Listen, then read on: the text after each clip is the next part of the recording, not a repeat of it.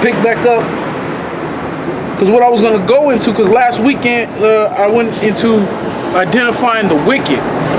Esau's the wicked.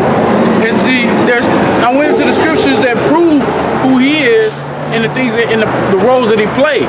So this week I want to try to go into what the consequences of what he's doing and how he's going to get paid back.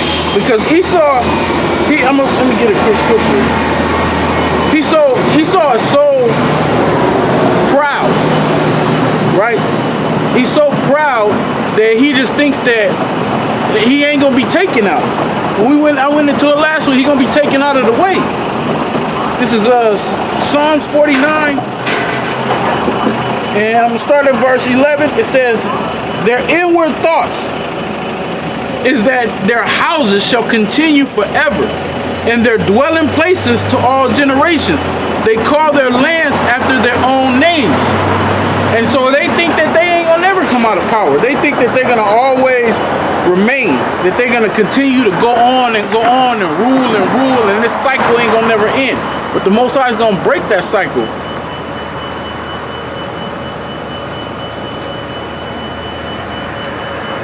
This is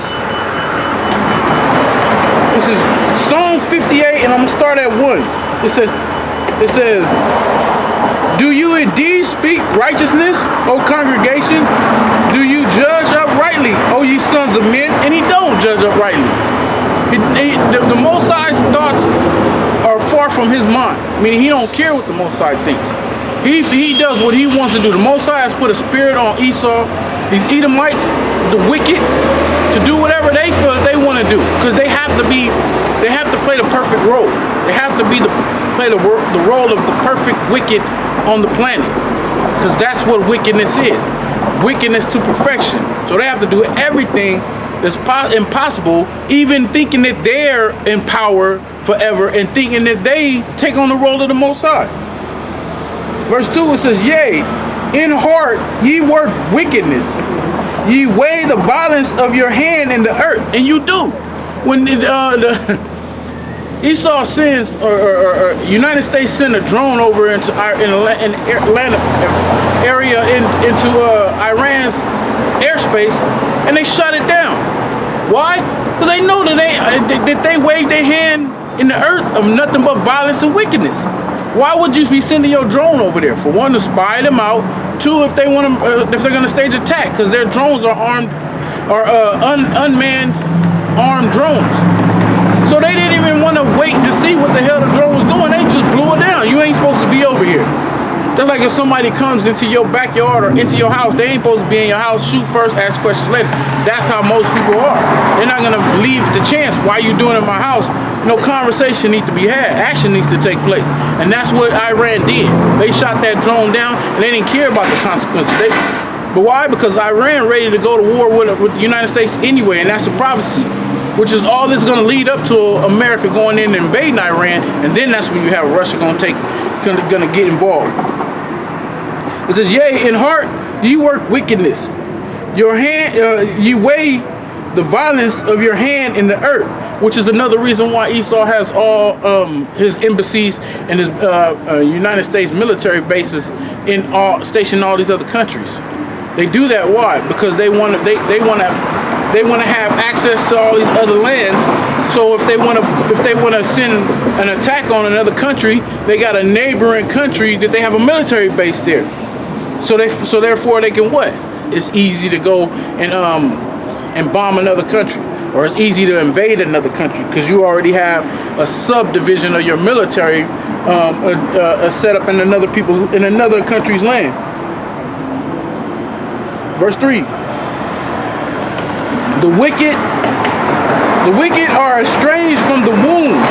They go astray as soon as they be born, speaking lies. That's why you can't, the scriptures tell you, matter of fact, I'm gonna hold this for a second. Get a quick scripture.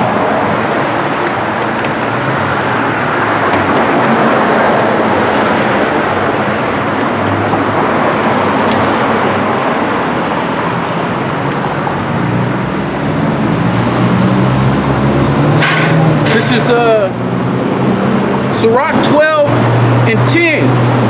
it says, never trust thine enemy. And I went into last week who your enemy is.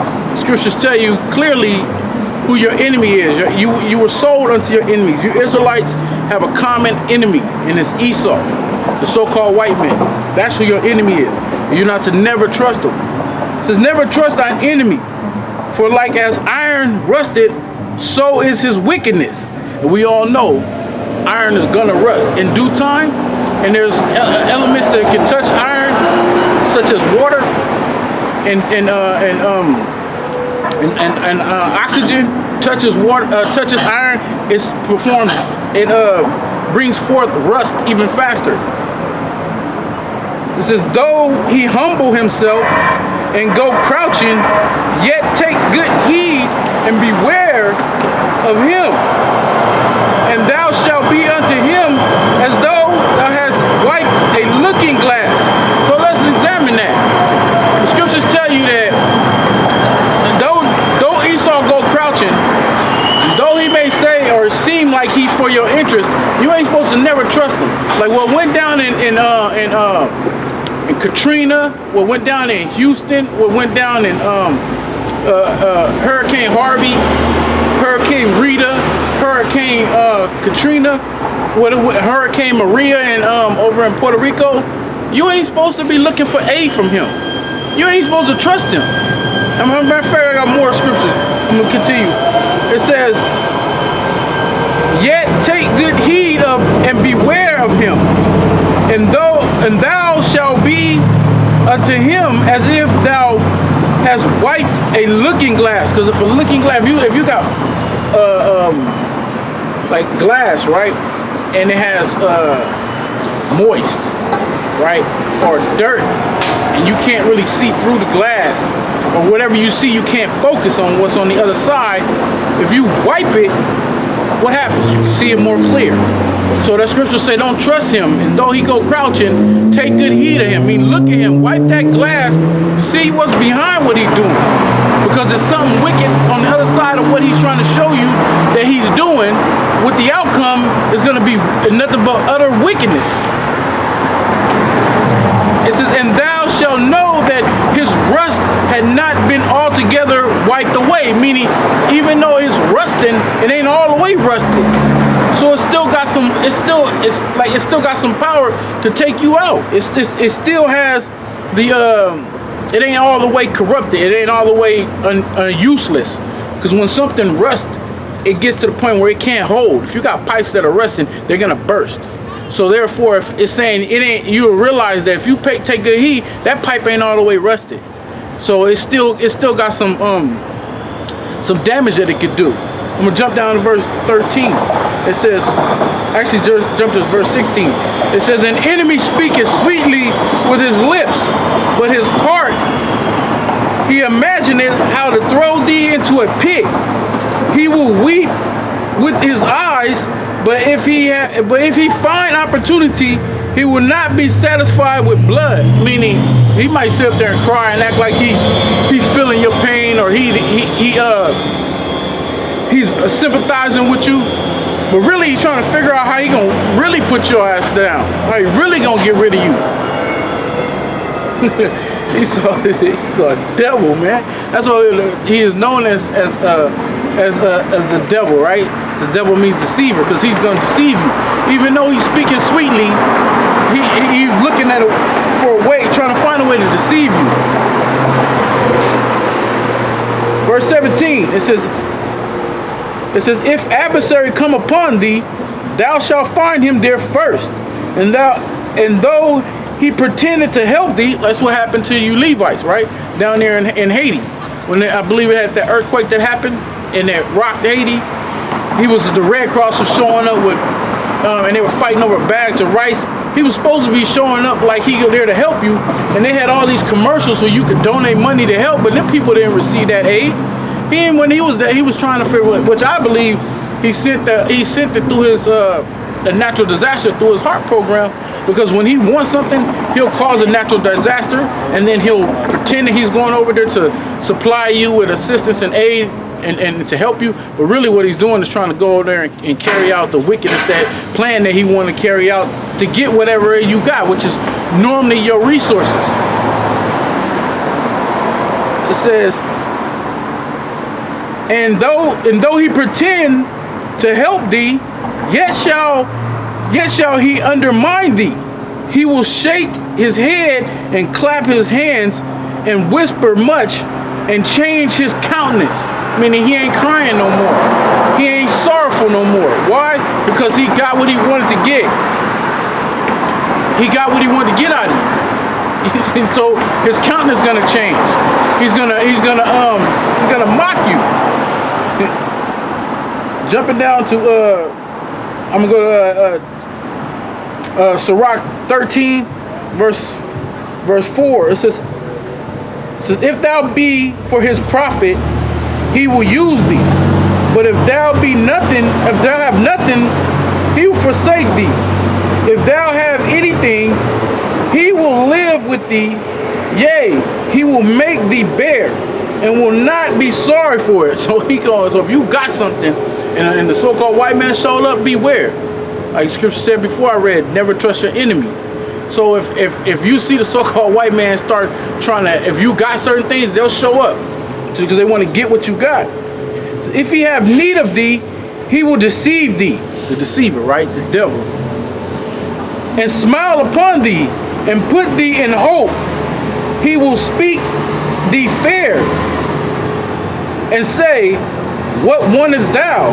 And he will shame thee by his meat until he have drawn thee dry twice or thrice, meaning he'll get you 2 and 3 times if you let him. Right? They say what? First time shame on me, first time shame on you, second time shame on me. Like you can get away with it once, but I'm gonna watch you and not let you get away with it twice. He's saying he gonna get your ass for 3 times if he can.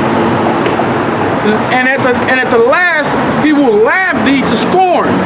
Afterwards, when he seeth thee, he will forsake thee and shake his head at thee. These are characteristics of Esau. These are characteristics of the so-called white man. This is what he does. This is what he's always done.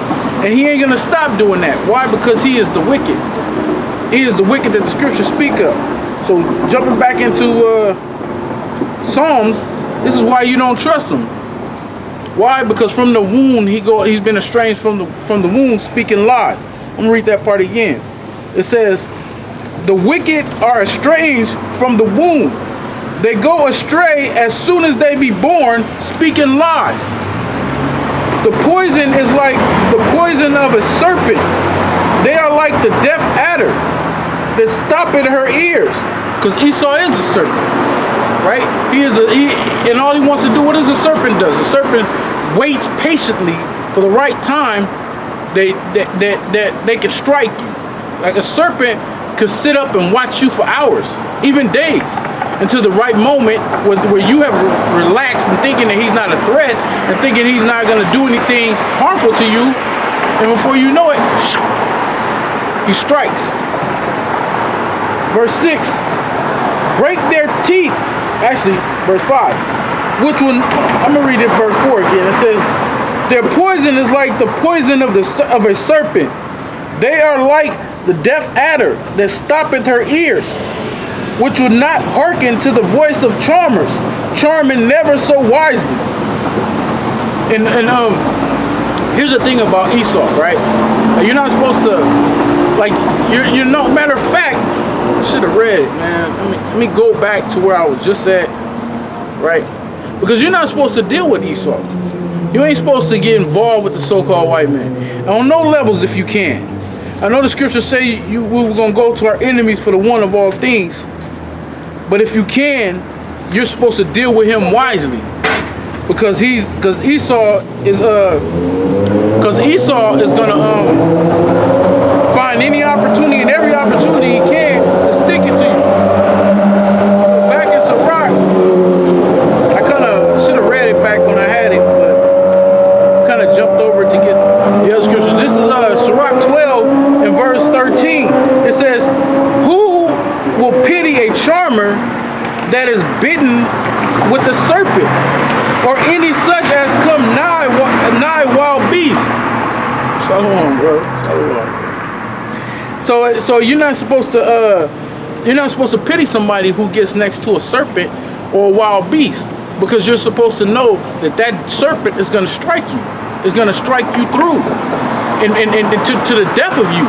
So who's going to pity if somebody playing with a charmer is somebody who basically supposed to think that they have a serpent mesmerized or hypnotized, or they use music and a flute, or they use hand gestures to control the activity or the actions of an attitude of a serpent. And that serpent will sit and will dance to the flute or the music that's playing, and will act like the hand gestures is controlling it. But if that serpent wants at any time, it can strike that charmer. So you're not really charming it. You're basically temporarily charming it, because if you was a fully charm a serpent, you would have full control and you would never get stricken. Most charmers is getting bitten by snakes, and they've survived it, and so in their mind they feel like they're kind of invincible, so they can take a snake bite, and so they continue to do that. But most people wouldn't even do that to begin with, and once you got bitten, you learn from that wisdom. Say, hey, these snakes got they serpent have a mind of their own, and I can't control that, so I'm not going to indulge and play with that. So who's going to pity somebody who gets bit down by a serpent? You shouldn't have been in that activity, in that type of activity to begin with. So back in Psalms, it says, which will not hearken to the voice of charmers, charming never so wisely. And twofold. So you have men that are out there teaching, and people they're not paying attention to the wise men that are charming out there, but they are paying attention to the charmer, which is Esau, the wicked. He'll tell you stuff and you'll listen to them. But they're not charming never so wisely. But the men that the Most High put on the streets, and I'm looking across the street and I just see all these people, you know what I'm saying? And they go on about their life. They don't want to hear the wisdom that motorcycle going by, and this train going by.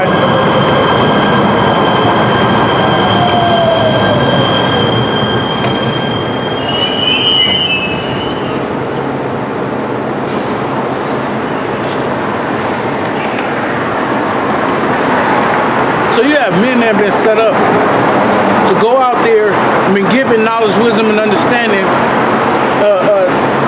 to go out and prophesy and blow the trumpet. People don't want to listen to that. They rather listen to the so-called white man and what he puts out there.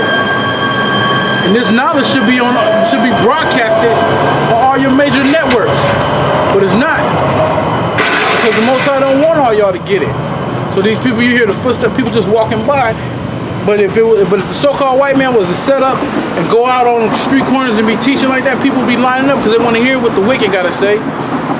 But the scriptures tell you never trust thy enemy. Because why? Because what he's telling is lies, and he is doing that. All your churches were set up, and if I'm not mistaken, I did research on it. Right? Any church that's set up, they have to go. If you're going to set up a church in a certain area, you got to go to the nearest Masonic lodge, and you got to get permission. And you have to relay unto them what form of you have to present to them your doctrine that you're going to be pushing, and you have to show their theological degree, or whatever theological school that you received your theological degree from to teach whatever madness that you're going to teach, and they got to approve it. And then they'll approve it. Then you get the set up. You got to get your 501c3, and then you open up your church, because they keeping tabs on what you're teaching. They want to know what you're pushing out there, and they send people to go out and make sure that you ain't teaching more than what you specified you're gonna be teaching. Why? Because they're trying to hide the truth from coming out. But little do they know, they all in a trick bag, because they're not gonna have no truth coming out of the Harlot houses, aka your church houses. That's not where the truth is going to come out. The truth is going to come out on your street corners, like the scriptures say in Proverbs. But anyway, verse verse 6, it says, break their teeth, O power, in their mouth. Break the great teeth of the young lion, O Lord. Let them melt away as water, which runneth continually. When he bendeth his bow to shoot his arrow, let them be as cut in pieces. Because that's what the Most High gonna do, man. He's gonna cut the so-called white man, which is the wicked, you Edomites. He gonna cut you down in pieces. You're gonna be brought low, and then you're gonna be brought out. You're gonna be taken out, and you're being brought low right now. How you being brought low? Because you're being exposed. You're getting exposed for the devil you are, the deceiver that you are. Verse 8.